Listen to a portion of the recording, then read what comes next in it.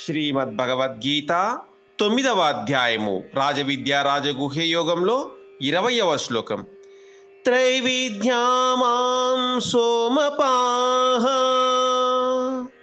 పూతపాపయజ్ఞైరిష్ట్వా స్వర్గతిం పార్థయంతే తే పుణ్యమాసాద్య సురేంద్రలోకం అశ్నంతి దివ్యాన్ దివి దేవ భోగాన్. 3 వేదములను అధ్యయనం చేసిన వారును, కర్మకాండను సకామ భావముతో నాశనించువాడును, పాపరహితులై యజ్ఞముల ద్వారా నన్ను సేవించి స్వర్గ ప్రాప్తిని కోరుచుందురు. అట్టి పురుషులు తమ పుణ్య ఫలరూపమైన స్వర్గలోకమును పొందుదురు. అచ్చటి దేవతల దివ్య భోగాలను అనుభవిస్తారు అంటున్నాడు పరమాత్మ.